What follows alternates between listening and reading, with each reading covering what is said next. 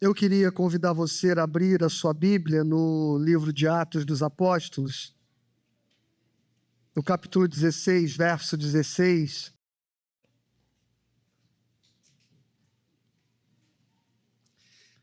Diz assim o texto: E aconteceu que, indo nós para o lugar de oração, veio ao nosso encontro uma jovem possuída de espírito adivinhador, a qual, adivinhando, dava grande lucro aos seus donos. Seguindo a Paulo e a nós, gritava dizendo: Estes homens são servos do Deus Altíssimo e anunciam a vocês o caminho da salvação. Isto se repetiu por muitos dias. Então Paulo, já indignado, voltando-se, disse ao espírito: Em nome de Jesus Cristo eu ordeno que você saia dela. E na mesma hora o espírito saiu. Quando os donos da jovem viram que se havia desfeito a esperança do lucro, agarraram Paulo e Silas e os arrastaram para a praça, à presença das autoridades. E levando-os aos magistrados, disseram: Estes homens, sendo judeus, perturbam a nossa cidade, propagando costumes que não podemos aceitar, nem praticar, porque somos romanos. Então a multidão se levantou unida contra eles, e os magistrados, rasgando-lhes as roupas, mandaram açoitá-los com varas. E depois de lhes darem muitos açoites, os lançaram na prisão, ordenando ao carcereiro que os guardasse com toda a segurança. Este, recebendo tal ordem, levou-os para o cárcere interior e prendeu os pés deles no tronco. Por volta da meia-noite, Paulo e Silas oravam e cantavam louvores a Deus, e os demais companheiros de prisão escutavam. De repente sobreveio tamanho terremoto que sacudiu os alicerces da prisão. Todas as portas se abriram e as correntes de todos os presos se soltaram. O carcereiro despertou do sono e, vendo abertas as portas da prisão, puxando a espada, ia suicidar-se, pois pensou que os presos tinham fugido. Mas Paulo gritou bem alto: Não faça nenhum mal a si mesmo, estamos todos aqui. Então o carcereiro, tendo pedido uma luz, entrou, correndo e trêmulo, prostrou-se diante de Paulo e Silas. Depois, trazendo-os para fora, disse: Senhores, o que devo fazer para que seja salvo? Eles responderam: Creia no Senhor Jesus e você será salvo, você e toda a sua casa. E pregaram a palavra de Deus ao carcereiro e a todos os que faziam parte da casa dele. Naquela mesma hora da noite, cuidando deles, lavou-lhes as feridas dos açoites. Logo a seguir, ele e todos os membros da casa dele foram batizados. Então, levando-os para a sua própria casa, deu-lhes de comer, e com todos os seus manifestava grande alegria por ter crido em Deus. Quando amanheceu, os magistrados enviaram oficiais de justiça com a seguinte ordem para o carcereiro: Põe aqueles homens em liberdade. Então o carcereiro comunicou isso a Paulo, dizendo: Os magistrados ordenaram que vocês fossem postos em liberdade. Portanto, vocês podem sair, vão em paz. Paulo, porém, lhes disse: Sem ter havido processo formal contra nós, nos açoitaram publicamente e nos jogaram na cadeia, sendo nós cidadãos romanos. Querem agora nos mandar embora sem maior alarde? Nada disso. Pelo contrário, que eles venham e pessoalmente nos ponham em liberdade. Os oficiais de justiça comunicaram isso aos magistrados. Quando estes souberam que Paulo e Silas eram cidadãos romanos, ficaram com medo. Então foram até eles e lhes pediram desculpas, e relaxando-lhes a prisão, pediram que se retirasse da cidade. Tendo saído da prisão, Paulo e Silas dirigiram-se para a casa de Lídia, e vendo os irmãos, os animaram e depois partiram. Senhor, fala conosco nesta noite por meio da Tua palavra, nesta manhã, por meio da Tua palavra, e que os nossos corações sejam repletos do conhecimento da Tua graça e do Teu amor por nós, e que nos edifique nas Santas Escrituras, de modo que nós sejamos transformados e a nossa mente seja mudada pelo poder do Teu Espírito Santo. É o que eu te peço no nome de Jesus. Amém. Bom, irmãos, esse texto ele é muito significativo. Nós vamos caminhar expositivamente pelos versos que nós acabamos de ler, de modo a que a gente compreenda a dimensão de todo o cenário que está acontecendo aqui. Paulo e Silas estão na cidade de Filipe, a cidade que depois abrigará a igreja dos filipenses, a amada igreja dos filipenses, carinhosa igreja dos filipenses. E Paulo está pregando naquela cidade, e o texto diz que ele foi seguido por muitos dias por uma jovem que tinha um espírito adivinhador. E esta jovem dizia: estes homens são servos do Deus Altíssimo e anunciam a vocês o caminho da salvação. E isso ela repetiu por muitos dias. Sempre que eu leio esse texto, eu me levo a pensar, sou levado a pensar a respeito do modo como, especialmente nós brasileiros, somos dados a uma experiência e uma afeição à mística, sabe? A uma espiritualização de tudo. O segmento evangélico brasileiro hoje, ele é esmagadoramente, predominantemente pentecostal, onde se abraça com certa naturalidade manifestações espirituais como visões, revelações, profecias, e que nós não as descremos. Apenas lidamos com estas coisas na devida dimensão que elas devem ter em relação à autoridade das Sagradas Escrituras.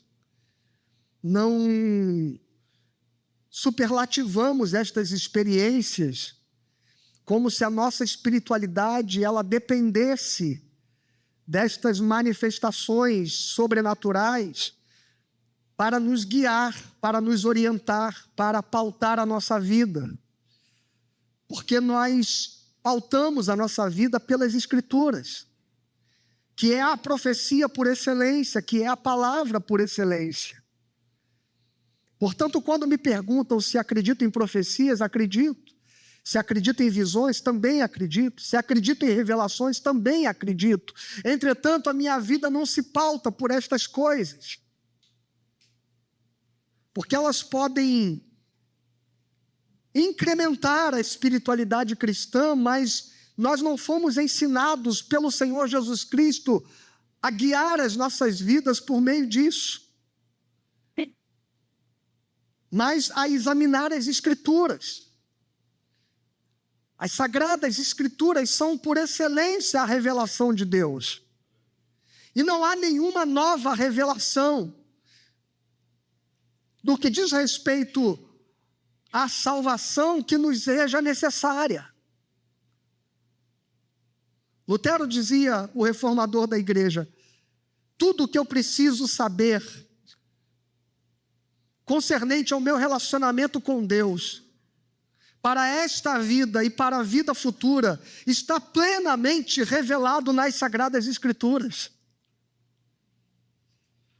Portanto, não há nenhuma voz. O apóstolo Paulo diz: se mesmo um anjo descer dos céus, trazendo um outro evangelho, senão este que já nos foi ensinado e pregado pelas Escrituras, que ele seja anátema, maldito.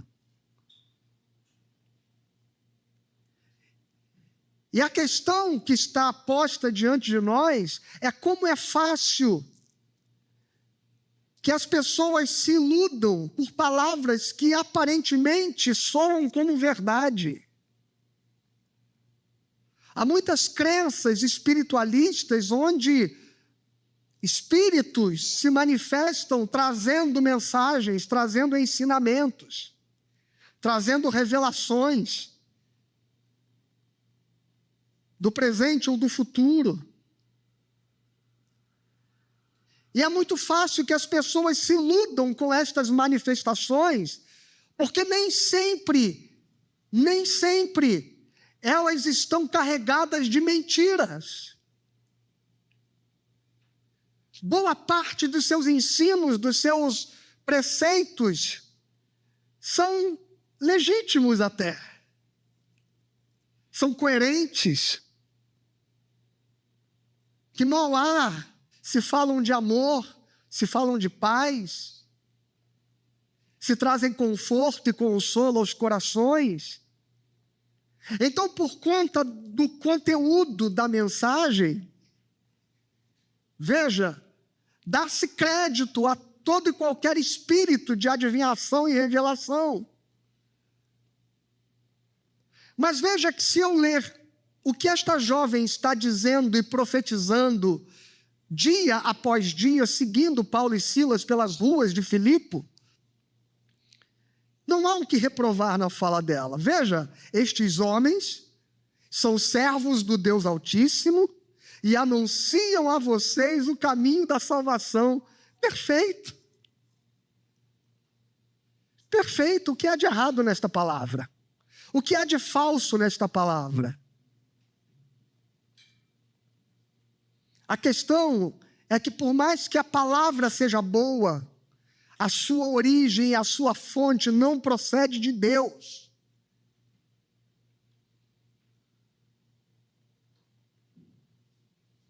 Porque aquilo que procede de Deus, o apóstolo e as Sagradas Escrituras nos ajudam a compreender. João nos ajuda a compreender.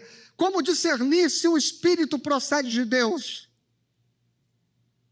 Todo aquele que diz que Jesus Cristo é Senhor, que Jesus Cristo é, e a palavra grega é Kyrios, uma palavra que expressa a autoridade divina do Senhor Jesus Cristo. Este procede de Deus.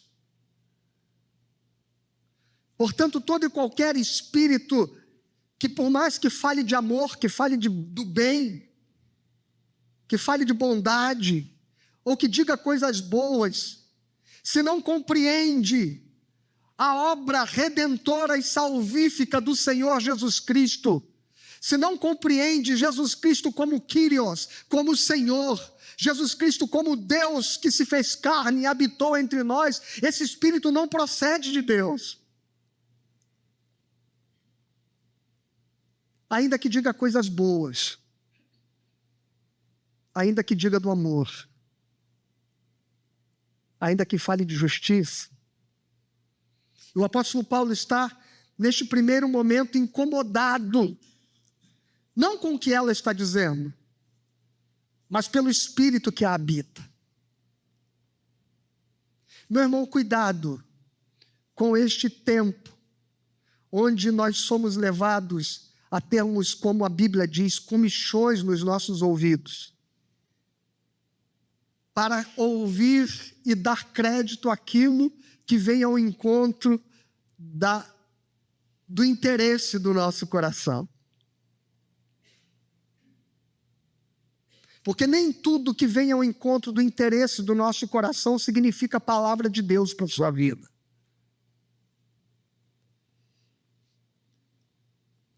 E a Bíblia diz que nos últimos dias os homens, eles deixarão a verdade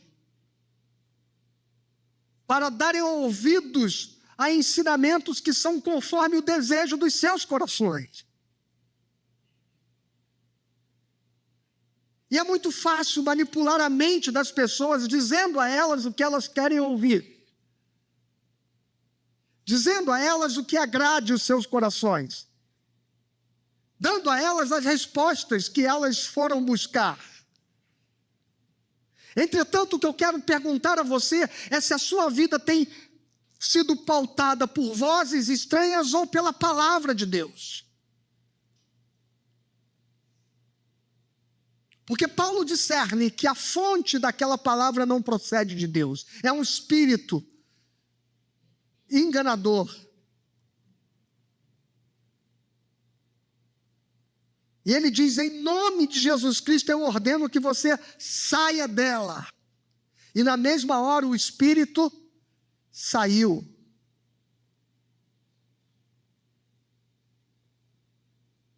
O Espírito Santo, irmãos, Ele nos habita. Ele faz morada em nós. Ele enche o nosso coração. E Ele passa a constituir a natureza do nosso próprio ser. O Espírito Santo não é alguma coisa que incorpora e desincorpora. Portanto, se você avistar experiências onde parece que as pessoas entram em transe de uma incorporação, mesmo que seja dentro de uma igreja, fuja disso. Porque esta não é uma manifestação do Espírito Santo de Deus. E Paulo disse a aquele espírito: saia dela. E o espírito saiu. Portanto, a palavra era boa, a palavra era correta, a palavra não tinha nada de errado. Mas qual é a fonte desta palavra?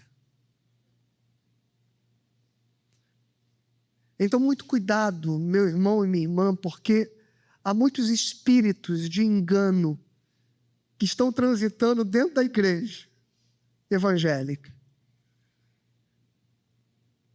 Muitos espíritos humanos, da consciência humana,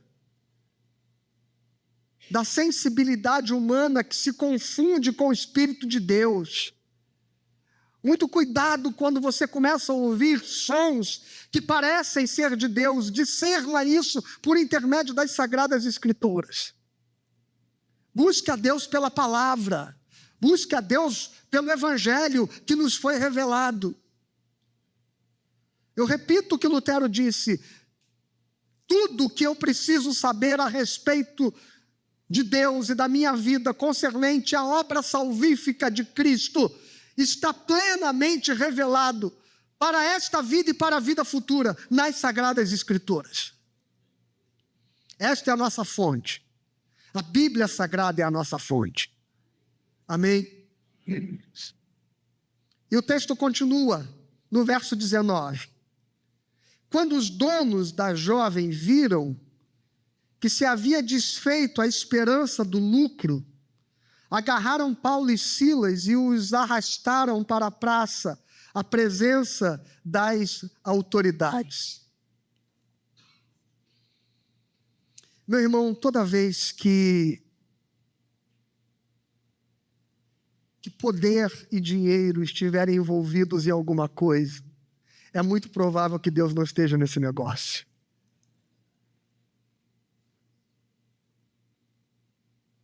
Toda vez que poder e dinheiro estiverem envolvidos, é muito provável que Deus não esteja neste negócio.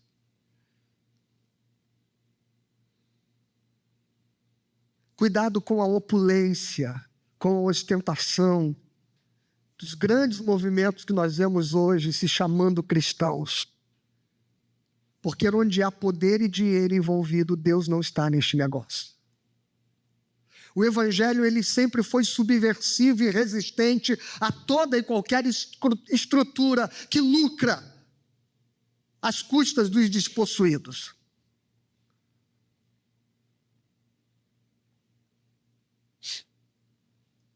O Evangelho está do lado dos famintos, o Evangelho está do lado dos pobres, o Evangelho está contra a ganância, o Evangelho está contra o acúmulo. E isso não é ideologia social, ideologia política, isto é Evangelho. E Paulo, ele entra numa cidade e mexe nas estruturas de lucro daquele lugar. E toda vez que se mexe nas estruturas do lucro, da ostentação, do poder, as estruturas malignas se movem contra o reino de Deus.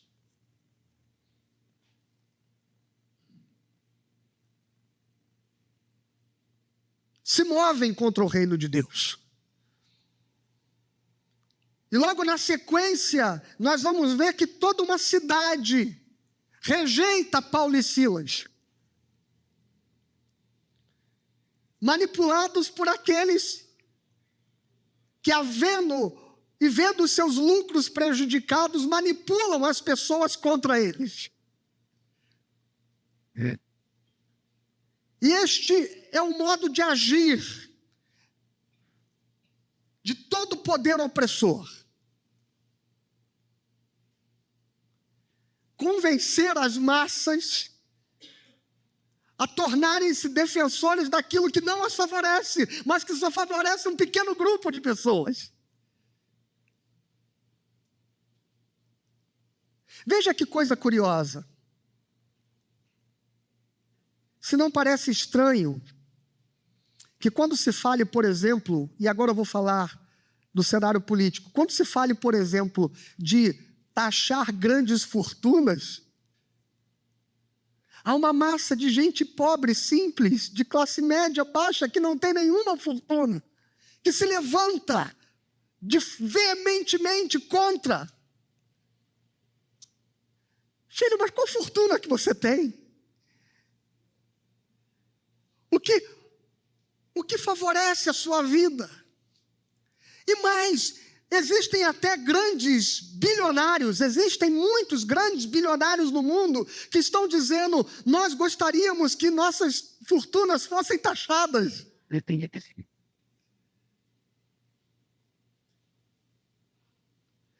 Mas as estruturas de lucro e de poder manipulam. Veja o verso 20.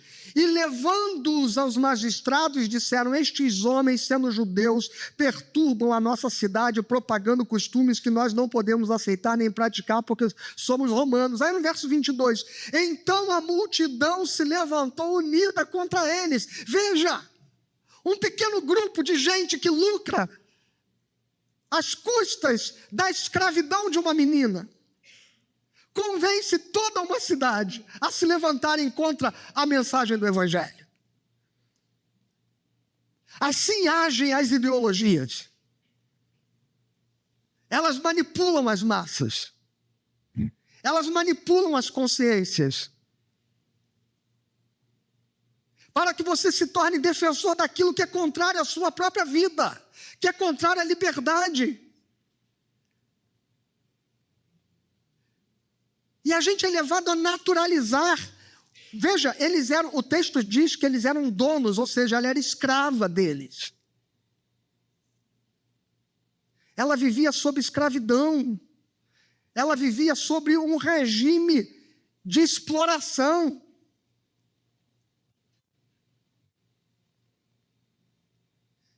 E o pequeno grupo explorador convence as massas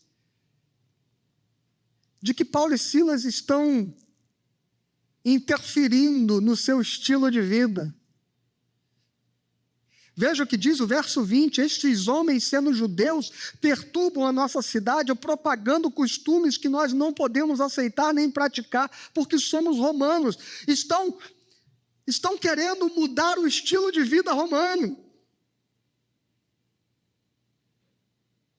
E todo mundo sabe que é legítimo no estilo de vida romana que se tenham figuras escravizadas, oprimidas e exploradas para o lucro de alguns. Sabe, irmãos, quando Paulo diz: não vos conformeis com este século, nossa consciência religiosa foi levada sempre a pensar isso do ponto de vista moral. Não se conforme com a prostituição, com a depravação, com a libertinagem. E a gente não percebe que a Bíblia está falando de um estilo de vida que a gente normalizou. E que passou a ser o padrão. O padrão onde muitos têm. Poucos têm muito e muitos não têm nada. E a gente não só naturalizou esse estilo de vida, como a gente acredita nele. E a gente vive sonhando aprender com aqueles que têm lucro e riquezas e posses, o que eles fizeram para conquistar o que conquistaram.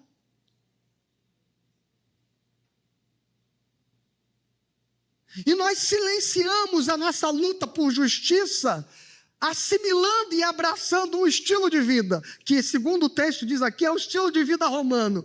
Eles querem mexer no nosso estilo de vida. Mas nós não podemos aceitar a mensagem que esses homens trazem, porque nós somos romanos.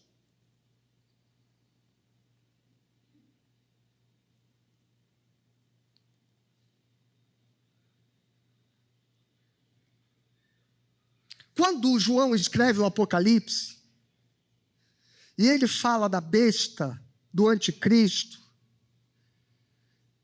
ele usa a figura do Império Romano como referência daquilo que ele está dizendo. Quando ele usa o número 666, ele está apontando para a figura de Nero, o imperador romano. Quando ele fala a respeito do grande projeto do anticristo e da besta, ele se refere a este poder como sendo o poder que está sentado sobre as 7 colinas, que era exatamente o símbolo de Roma. A cidade erguida entre as 7 colinas. Como ele não pode chamar Roma de Roma, ele usa uma figura e chama Roma de Babilônia, que é um império extinto.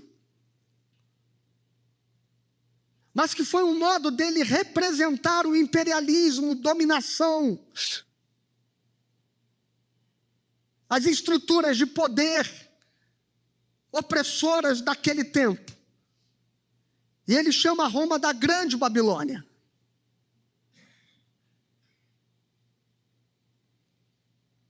A cidade sobre as 7 colinas. E a gente fica preocupado com o anticristo em coisas tão pequenas. Sabe, é risível até quando eu vejo as pessoas dizendo, não, isso aí é marca do anticristo, isso aí é coisa do anticristo, isso aí é o símbolo do anticristo, isso ali é a marca da besta. Irmãos, nós vivemos numa sociedade que já está marcada pelo anticristo.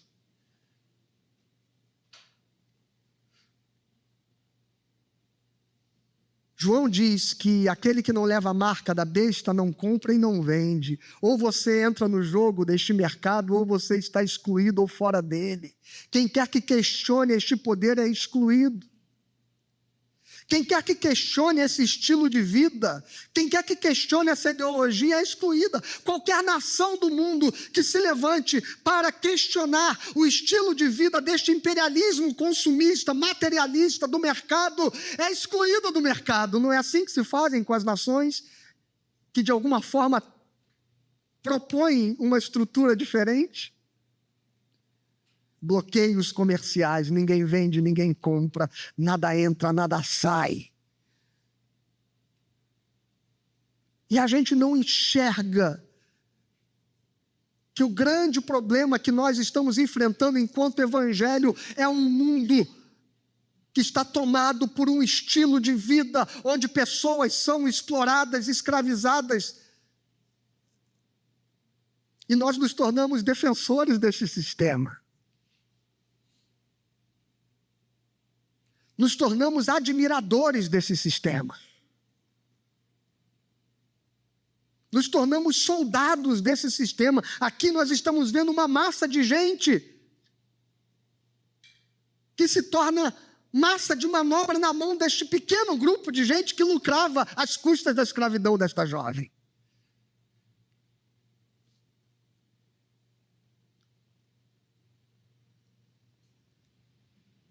E nós admiramos esse estilo de vida.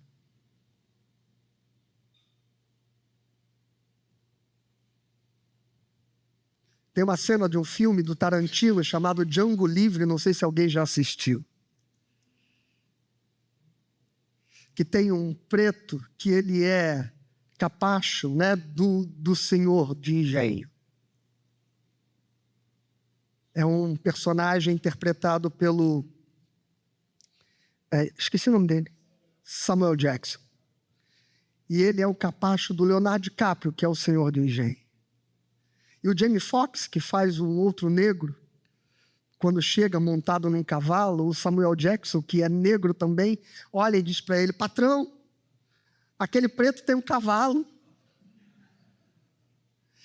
E o Leonardo DiCaprio, branco e louro, olha para ele e diz assim: você também quer um cavalo? E ele diz assim: para que eu quero um cavalo? Eu não quero que ele tenha.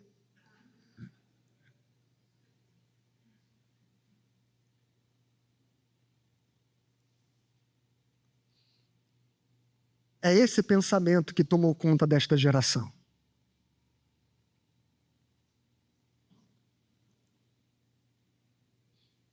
E a Igreja de Cristo abraçou essa ideia dessa prosperidade materialista, de ostentar o que eu tenho, o que eu conquistei. Quantos carros eu tenho na garagem, a minha casa de campo, de praia. Não que você não possa ter bens, querido. Não que você não possa comprar coisas com o teu trabalho. Mas que você não se torne defensor de um sistema onde, para que alguns tenham, milhares nada têm. 733 milhões de pessoas.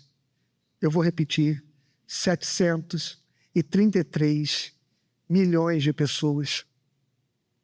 O Brasil tem cerca de 250 milhões de habitantes. O Brasil inteiro tem cerca de 250 milhões de habitantes. Só para você entender a dimensão do número que eu estou dizendo. 733 milhões de pessoas, ou seja, 10% da população mundial,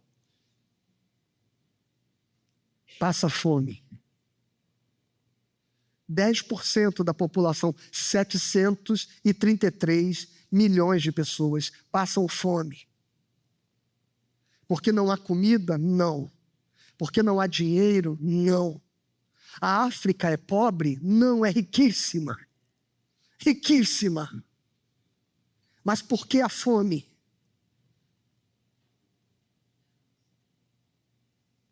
Por que a fome?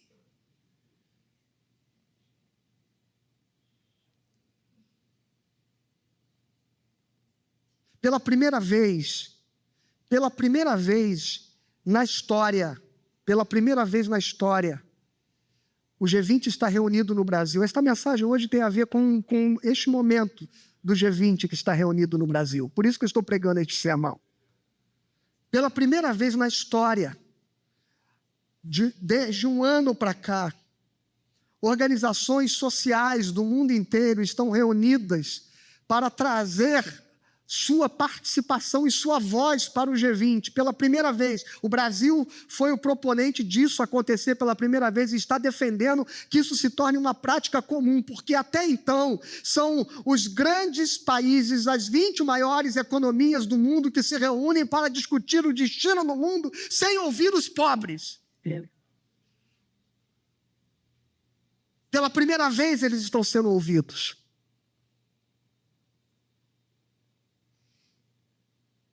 A pergunta que eu quero fazer a você como cristão é: de que lado você está como cristão? Não é qual é o seu lado político, meu irmão, porque isso é tolice. Esquerda e direita são ambos instrumentos de manipulação das massas para interesses de alguns. Ponto.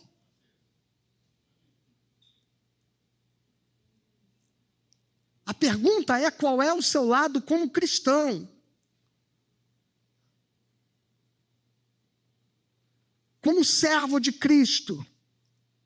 Que mundo você defende?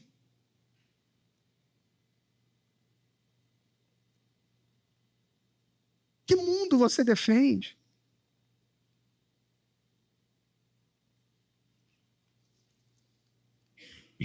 Versículo 23. E depois de lhes darem muitos açoites, os lançaram na prisão, ordenando ao carcereiro que os guardasse com toda a segurança. E este, recebendo tal ordem, levou-os para o cárcere interior e prendeu os pés deles no tronco. Por volta da meia-noite, Paulo e Silas oravam e cantavam louvores a Deus, e os demais companheiros de prisão escutavam. Aleluia! Essa é uma das experiências mais lindas que aparecem no livro de Atos dos Apóstolos. 2 homens que foram açoitados à vara, tiveram as suas roupas rasgadas, as suas costas expostas e foram lenhados à vara em praça pública. E agora eles são amarrados num tronco. A arqueologia cristã diz que estes cárceres de Filipe eram lugares, o interior do cárcere, para onde eles foram levados, eram lugares totalmente insalubres, onde havia limo e lodo nas paredes de infiltração de água. Era um lugar absolutamente adoecedor. E que o tronco onde eles ficaram presos, ele não dava condições nem de que a pessoa ficasse em pé, nem de que sentasse, nem de que deitasse. Era uma posição meio que curvada, absolutamente desconfortável, dolorida, após alguns minutos. E foi deste modo que eles foram colocados lá. E por volta da meia-noite, o texto diz que Paulo e Silas oravam e cantavam louvores. O que leva a esse tipo de comportamento? Quando poderiam estar murmurando, quando poderiam estar reclamando. Veja, eu quero comparar, por exemplo, com João Batista, que quando esteve preso, mandou discípulos até Jesus para dizer o seguinte: é você mesmo o Messias ou devo esperar outro? Porque a coisa não está boa para mim. João estava preso, encarcerado. E ele se pergunta se Jesus era mesmo aquele que viria para trazer libertação. E agora nós estamos vendo Paulo e Silas presos, açoitados, mas eles não estão murmurando, eles não estão reclamando, eles não estão se queixando, eles estão cantando louvores, irmãos. Eu sou de um tempo onde o cristianismo não guardava lugar para murmuração diante das circunstâncias.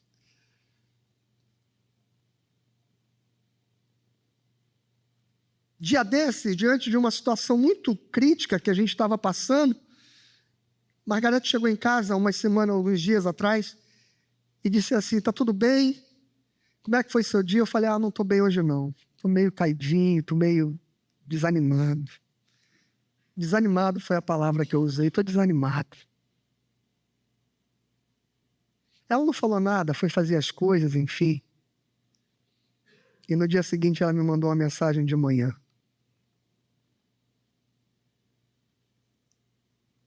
Que tipo de crente eu era? Ela me perguntava. Que tipo de crente eu era?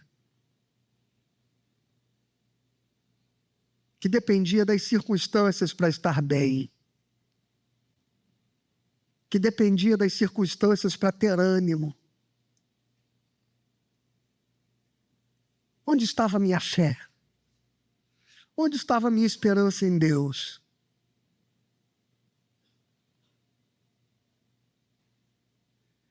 E eu sou do tempo desse cristianismo, onde era nas dificuldades que o crente mostrava a sua resiliência. O crente não era conhecido por aquele que ostentava ser vitorioso. Não era assim que os crentes eram conhecidos. Eu sou de uma geração de crentes onde a maioria do segmento evangélico era de gente pobre e simples. Hoje o segmento evangélico é pop, é fashion. Sim. Mas eu sou de uma época onde o segmento evangélico era um movimento periférico. De gente simples, de gente pobre. E esta gente se destacava onde viviam, porque a despeito da sua pobreza, a despeito das suas dificuldades, a despeito dos problemas que passavam, a despeito das enfermidades, a despeito do desemprego, ou seja o que for, esta gente era gente que jamais deixava de louvar a Deus. Eu já disse isso aqui várias vezes. A gente tinha um cântico, um hino do nosso tempo, que ele dizia assim: é melhor esperar em Deus, é melhor esperar no Senhor. Vale a pena sofrer porque tudo Deus vê, quanto angústia passando estou. É melhor esperar em Deus, é melhor esperar no Senhor. Sofrendo ou chorando, eu sei, vale a pena esperar no Senhor. Estas eram as canções que a gente cantava.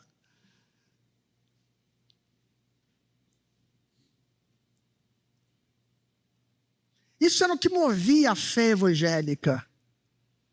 O meu Deus me sustentará a despeito de toda e qualquer circunstância. Qual é a circunstância da sua vida que está tirando o teu ânimo?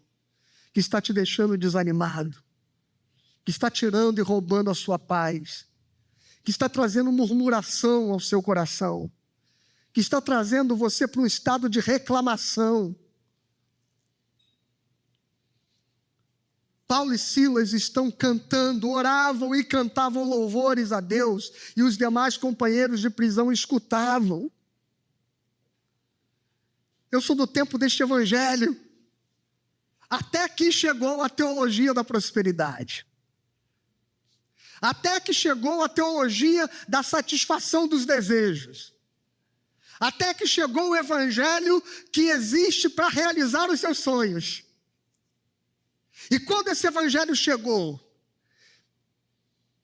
a estrutura da consciência do homem, da mulher evangélicos se tornaram a estrutura deste tempo. A estrutura do pensamento evangélico se tornou o pensamento deste século.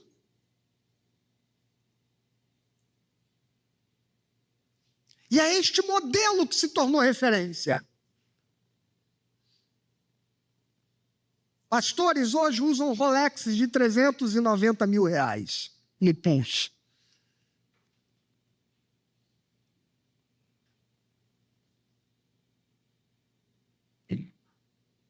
Andam em carros de mais de 1 milhão. Blindados. Ostentam casas, mansões. E o povo evangélico deveria se indignar com isso, mas não se indigna.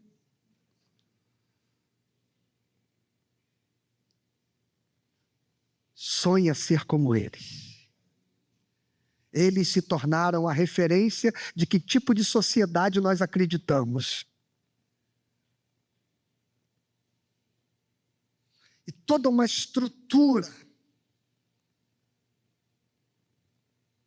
Veja que coisa interessante. Nós estamos chegando no Natal. E você vai começar a ouvir um monte de gente no segmento evangélico dizendo que não se deve comemorar Natal porque é uma festa pagã. Em boa parte do segmento neopentecostal não se celebra mais Natal, porque é pagão. Porque os símbolos do Natal são símbolos pagãos. Agora você tem o 13º inteiro para dedicar à igreja.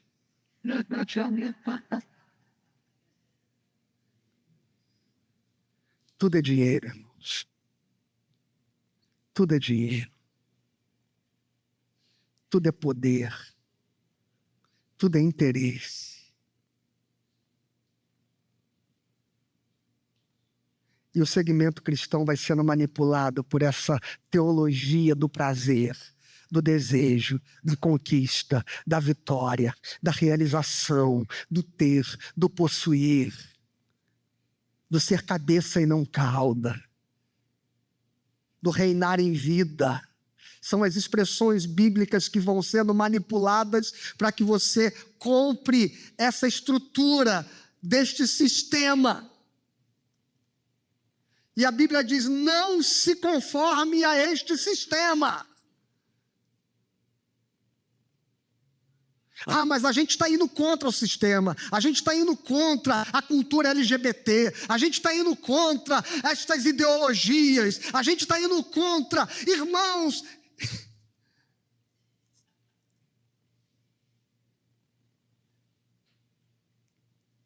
Jesus nunca fez esse tipo de discurso. Mas ele falou contra Mamon. Mas ele falou contra o dinheiro. Mas ele falou contra o poder. Mas ele falou contra a ganância. Mas ele falou contra poucos terem muito e muitos não terem nada. Ele falou contra os acúmulos. Ele falou contra a avareza.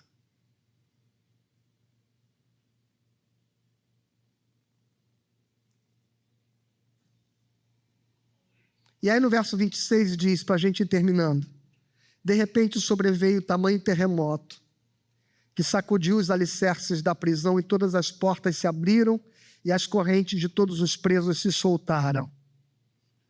Mas ninguém fugiu. Mas Paulo e Silas continuaram lá. Veja,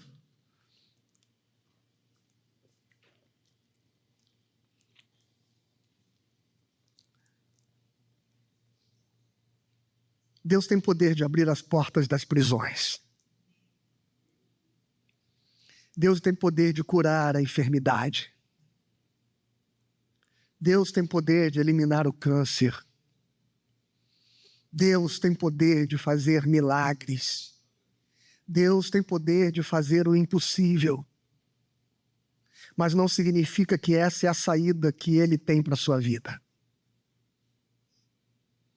É curioso como Deus abre as portas da prisão, mas Paulo e Silas não saem de lá. Porque eles entenderam que havia um propósito maior de Deus em tê-los colocado lá. E que havia um jeito certo deles saírem de lá. Que não era por um milagre. Era por uma denúncia contundente às estruturas de injustiça que colocaram eles lá. Quando eu leio este texto, eu percebo que se Paulo e Silas tivessem simplesmente saído daquela prisão, pelo milagre que Deus fez de abrir as portas, tudo naquela cidade continuaria como estava. Aquelas autoridades, os magistrados que jogaram eles lá, continuariam agindo à margem da lei, com injustiça, sem respeitar os direitos cidadãos que eles tinham. Este texto me ensina que o cristianismo, por mais que eu tenha um Deus que possa fazer um milagre para prosperar a minha vida, Ele quer que eu seja instrumento nas mãos dele para mudar as estruturas, porque o evangelho não é algo que vem como bênção para mim, mas é como bênção para todos aqueles que necessitam da graça, do amor, da misericórdia, do perdão, que precisam de comida na mesa, que precisam de saúde, educação. E eu não posso sossegar com o fato de que as portas abriram para mim, mas elas continuarão fechadas para uma multidão de gente. Paulo e Silas continuam lá dentro. O final da história nos mostra por quê.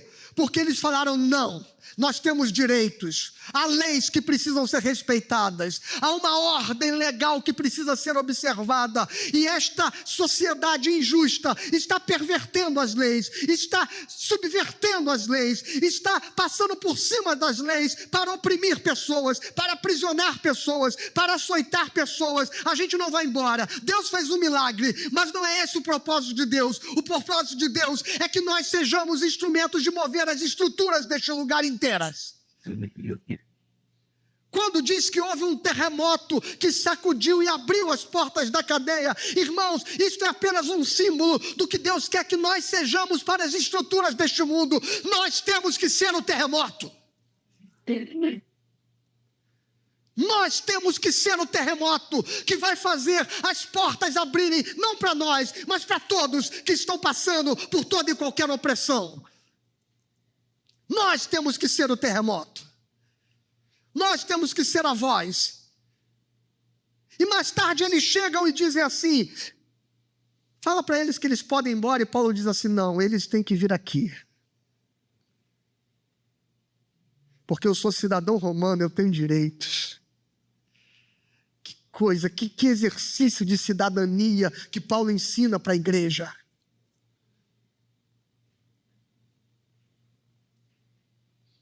Ensina a igreja a não ser uma igreja que diz assim: que bom que o milagre me libertou, que o milagre fez eu prosperar.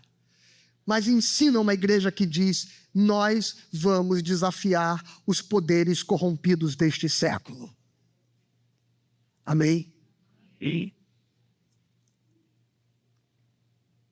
o carcereiro despertou do sono e, vendo abertas as portas da prisão, puxando a espada, ia suicidar-se. Eu estou no verso 27. Pois pensou que os presos tinham fugido. Sabe por que ele ia suicidar? Porque se ele não faz isso, ele ia ser morto, torturado, como exemplo para todos os demais funcionários do Estado romano. Qualquer pessoa que ele estava dormindo, lembra? Ele estava dormindo. Qualquer guarda, qualquer pessoa que cuidava de uma posição romana e que viesse a ser negligente no cumprimento da sua função, era torturado e morto como exemplo. Ele preferia se matar. Mas Paulo e Silas gritaram: não faça mal a você mesmo. Não faça mal a si mesmo, nós estamos todos aqui. E então o carcereiro, tendo pedido uma luz, entrou correndo e trêmulo, prostrou-se diante de Paulo e Silas e depois, trazendo-os para fora, disse: senhores, o que devo fazer para que eu seja salvo? Irmão, preste atenção. Deus, quando nos coloca em algum lugar, mesmo que este lugar seja um lugar de dor, é exatamente ali que Ele quer a nossa vida. Porque Paulo e Silas estavam ali para salvar um carcereiro e toda a sua casa, e toda a sua família. E veja, este homem se une a uma igreja pulsante que vai nascer em Filipe. Paulo e Silas são expulsos dessa cidade, mas deixaram a semente do evangelho lá. E ao longo de toda a vida de Paulo, qual foi a igreja que sustentou, que guardou, que cuidou de Paulo? Adivinha qual foi a igreja? A de Filipe. Nenhuma igreja foi tão abençoadora na vida do apóstolo Paulo como a igreja dos filipenses. Então lembre-se disso. O momento mais difícil da sua vida pode ser exatamente o momento onde Deus está preparando você para a bênção que Ele vai trazer no futuro na sua vida. O momento mais difícil da vida de Paulo, um dos mais difíceis, foi exatamente o momento que preparou a igreja, que se tornou a igreja que mais abençoou a vida dele no futuro. Deus está vendo a história toda, irmão. Então, mesmo que você esteja em açoites, em prisões, em cadeias, ore e cante louvores ao Senhor, porque é exatamente aí que Deus quer você. Mas eu termino dizendo que saber que Deus tem um propósito na nossa vida não nos leva à resignação. Nós somos resilientes, não resignados. Sabe qual é a diferença? A resiliência é a capacidade, por exemplo, que um bambu tem de dobrar, de se curvar e depois voltar à sua posição normal. A resiliência é a capacidade da matéria de se deformar e depois voltar ao seu estado original. Nós somos resilientes, não resignados. Porque o resignado é aquele que se curva e se conforma. Que se curva e fica curvado. Que cai e fica caído. E diz assim: graças a Deus, está tudo bem. Nós não somos resignados. Nós somos resilientes. A gente é curvado. A gente se curva. A gente cai. A gente é ferido. A gente é perseguido. A gente é açoitado. A gente é prisioneiro. Mas a gente sabe que o nosso Deus é o Deus da liberdade. Que o nosso Deus é o Deus das respostas. Portanto, nós não somos resignados. nós somos resilientes. Que Deus abençoe você em nome de Jesus. Amém.